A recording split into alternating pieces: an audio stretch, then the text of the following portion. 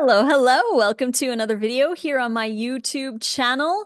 Today I'm answering a question that I got on Instagram. This person is asking, Lissa, are there any foods that we should not eat raw? So let's go into some of the things that I don't think are ideal to eat raw in this video.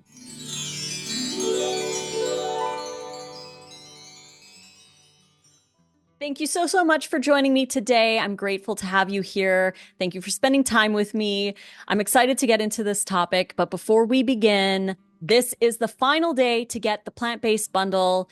This is the final day to get the 60% off our ebooks. This is the final day to get our Black Friday sales. So if you want to get $867 worth of our content in the plant-based bundle for 50 bucks, go grab it now. Links are in the description box below. And if you already have the bundle and you still want to grab a couple of our other ebooks, you can enjoy 60% off with code BFF2024 at checkout from our ebook store.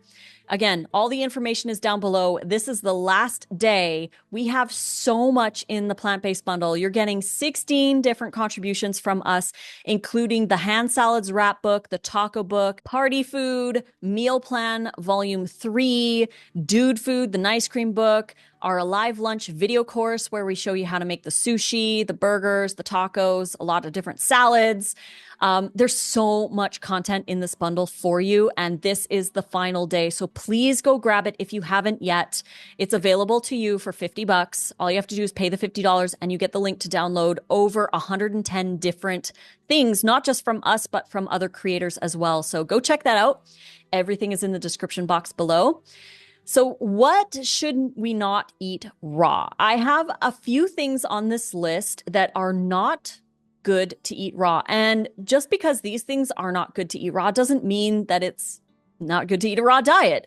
Obviously, there's plenty of different things that we can eat on a raw diet, but these are some things that I would caution and avoid if you are following a raw diet. The number one thing that I would say that you should never, ever, ever, ever, ever, ever, ever, ever eat raw is sprouted red kidney beans. You don't want to eat these raw. And if you do eat red kidney beans cooked, make sure that you cook them properly, because even cooking can still have some stuff in them that can irritate you and can make you really sick. So do not ever sprout red kidney beans. And if you do eat them cooked, make sure that you cook them thoroughly and properly so that you don't get sick from those. The second thing would be other larger beans sprouted. So things like lima beans, broad beans, great northern beans, any of the bigger beans you want to avoid sprouting as well. There are so many sprouts that you can make, and you don't have to have every single different type of variety sprouted. The top 3 that you want to eat, though, that are completely safe and very healthy for you is all different types of lentils. There's black lentils, which are also called beluga lentils. There's crimson lentils, French lentils, green, brown, speckled. There's all different kinds of lentils. You can have all of those. You can sprout them all.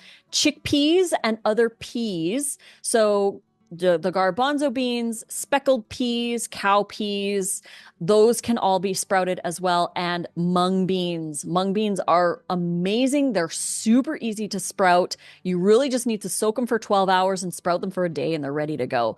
They're so easy to make and they're really delicious, really fresh, add to salads and things like that. But I would avoid eating the larger beans sprouted just because they can also make you feel a little sick. Next up would be taro or ado root. This is a root vegetable that needs to be cooked. You should not eat this raw. Please don't eat it raw and just avoid that one. There are other roots that you can have that are raw, including beets and carrots and other things like that. So you don't have to eat these raw. Please avoid those as well, along with regular potatoes. These are great ones to avoid. You don't want to have the regular potatoes. Now, sweet potatoes, the Japanese sweet potatoes and yams are all fine to have raw in smaller amounts. We use them in our wraps, so they're blended up in the wrap and they are dehydrated a little bit. They are very high in resistant starch, which can feed our microbiomes in certain ways. So sweet potatoes are totally fine to have raw in small amounts. And like I said, they're in the wrap. So if you want to grab the wrap book, that is included in the plant-based bundle that ends today. Go grab that before it's gone if you want to get 34 different wrap recipes. Sweet potatoes aren't in every single wrap, but they are in some of them. We like them in the everything but the bagel wrap. That's one we make most often. I think we've probably made it almost 1,000 times already since the book came out last year.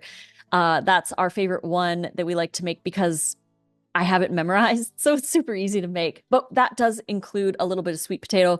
You can use purple sweet potato, orange yams, white sweet potatoes, the Japanese ones, whatever you want to use. You can use those in the wraps, and they can be eaten raw. I like to use the freeze thaw method that I learned from Chris Kendall.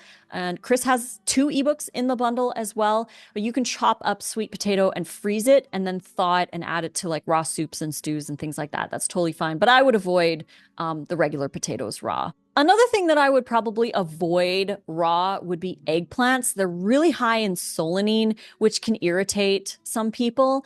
If you do want to eat eggplant raw, I do know some people do, and we have used eggplant sparingly raw. You're going to want to peel it. So get rid of the peel because a lot of the solanine is in the peel.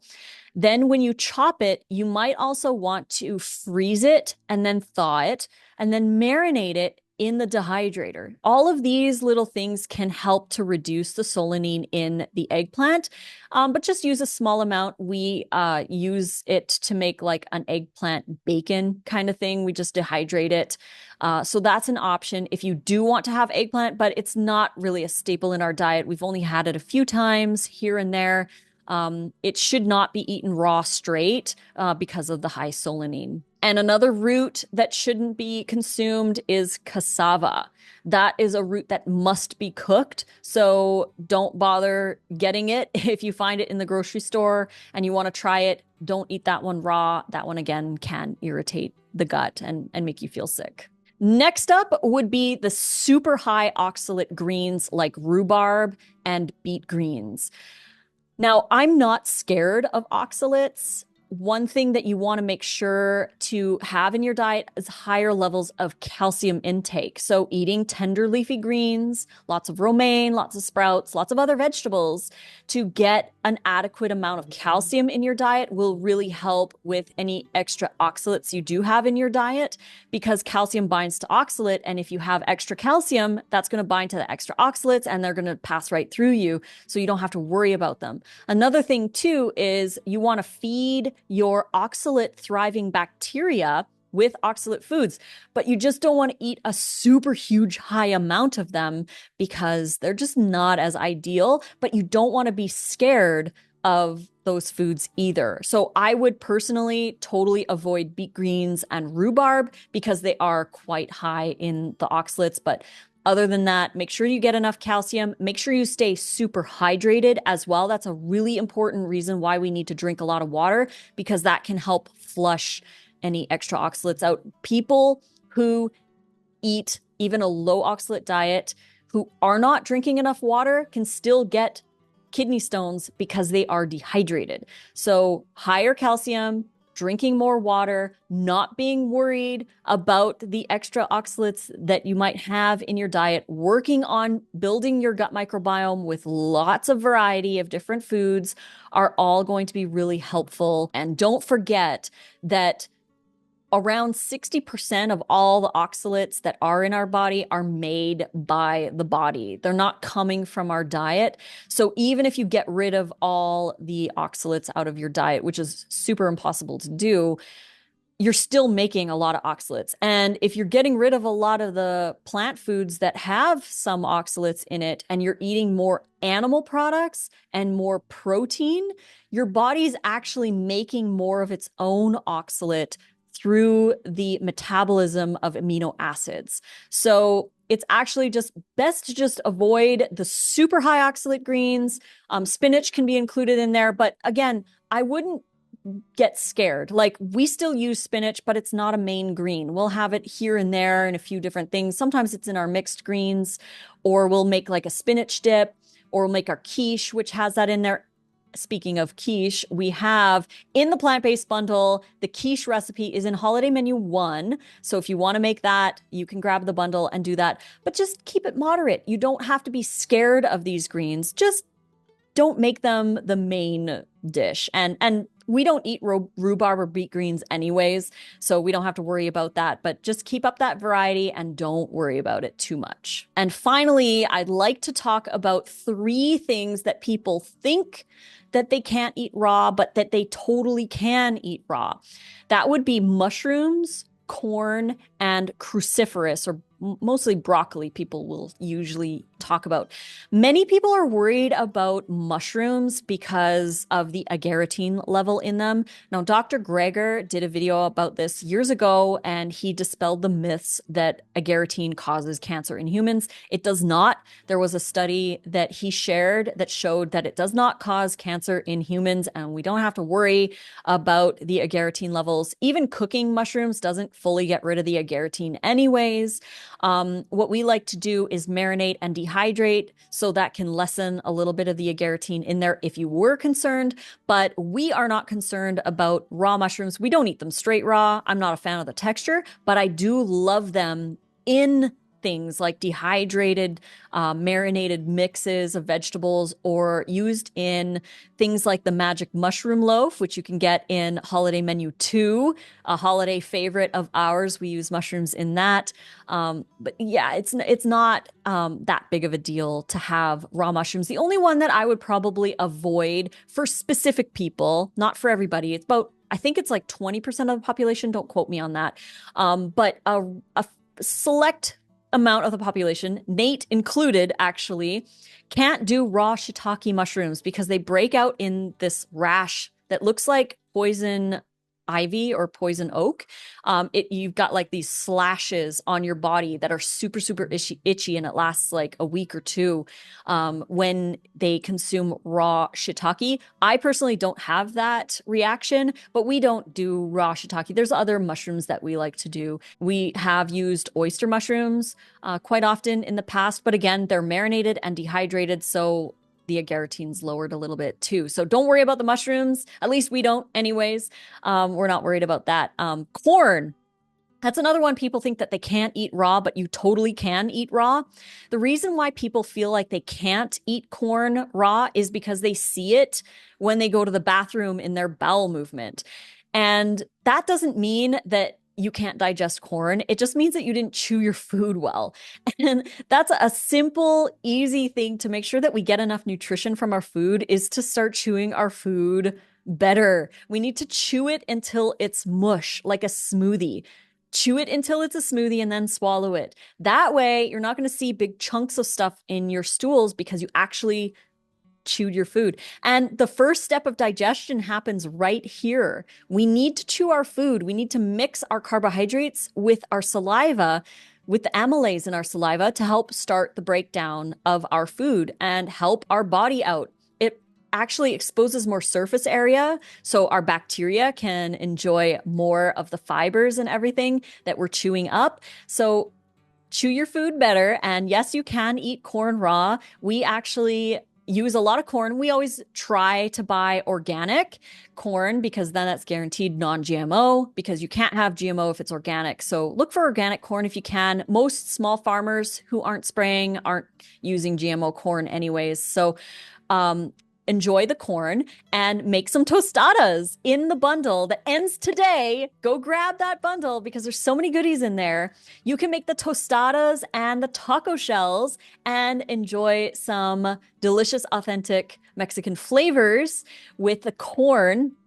I don't know if there's a replacement for the corn in the tostadas. We are going to play around in the future when we have a little bit more time. We're going to play around with some different options to replace the corn. But for now, you can use organic corn and make those tostadas and have some delicious tacos. Grab the bundle so you can get those recipes in there. They're included in the taco book. They're also in our Tales from the Tailgate ebook as well. So get that. And then finally, cruciferous vegetables. A lot of people feel like they can't eat cruciferous, or that they aren't human food because they get a lot of gas and bloating when they eat them. Cruciferous vegetables are actually incredibly, incredibly healthy for us. And I encourage everybody to eat more cruciferous vegetables. If you have a lot of gas and bloating with cruciferous vegetables, that just means that you need to start slower with them. So start with things like broccoli sprouts, kale sprouts, radish sprouts, and then move up to the microgreens. Again, buy the bundle because you get the sprout and microgreen course in there as well. But start with the lighter, more softer versions of the cruciferous. And that's going to be a lot easier for you to digest, and you can still get a lot of the benefits from those plants in smaller forms. You can have like a whole cup of broccoli sprouts or work your way up to it. Start with a small amount. Start with like a tablespoon worth and be consistent with that so you can feed your microbiome to get used to eating more. And then after you're used to a tablespoon every day in your salad, move up to 2 tablespoons. You can do this with mature broccoli. You can do this with cabbage. You can do this with kale. Start with a smaller amount and be consistent with it. Every single day, have a tablespoon. After a week or two, do 2 tablespoons. After a week or two of that, when you're comfortable with that, do 3 tablespoons. If you start off with 2 or 3 cups of broccoli and you haven't had broccoli in a while, yeah, it's going to cause some issues because your gut is not used to that fiber and you want to work up to it. It does not mean that it's not human food. It just means that your gut needs a little work. It needs a little boost and it needs some daily food to be able to grow and be able to deal with a little bit more of those options. But cruciferous vegetables are so incredible. If you want to support your body through detox, cruciferous vegetables are one of the best things that you can include in your diet because the sulfur compounds in the cruciferous specifically and other vitamins and minerals that they provide help our body to make glutathione, which is essential in phase 2 detox. So for the liver and the cells, they need glutathione to help detox properly. And that's why when people add more rough foods into their diet, they notice detox symptoms go away. And it's not because it's slowing detox, it's facilitating detox. It's making detox easier. Why are we putting ourselves through these crazy detox symptoms when we could facilitate it by giving our body and giving our organs more nutrition to support the daily detox that is going on there? So that said, I hope this video helped somebody out there, clarified a little bit. I'm sure there are other foods out there that I have not mentioned, but these were the top ones that I thought of right away for this video that I wanted to share with you. Please go grab the bundle. It ends today. This is your last chance to get $867 worth of our content for $50.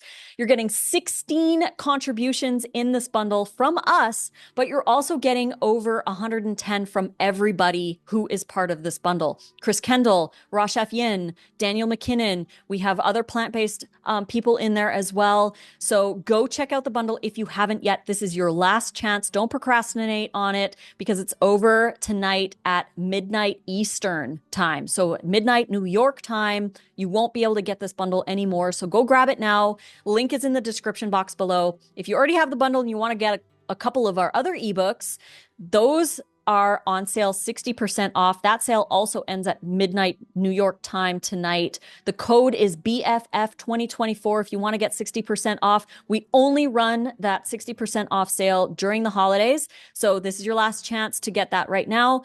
BFF2024. All the links are down below for all the sales. All the other Black Friday sales are all down there too. This is the last day for it, so go check it out. And we'll be back tomorrow for another video. Tomorrow's my birthday, actually. I will be turning 45, so I'm excited for that video we have coming out. I'm going to talk about my thoughts on the aging process and how I'm feeling and all that. So join us for that video. Join us in our Raw Food Romance community. If you haven't yet, you can watch all our past classes. We have so many hours of past classes there. If you want to watch us make 5 holiday recipes, that's in the community as well. Again, all the links are down below. So go grab those and we'll see you tomorrow for another video. Mwah. I love you all so much, and fruit on.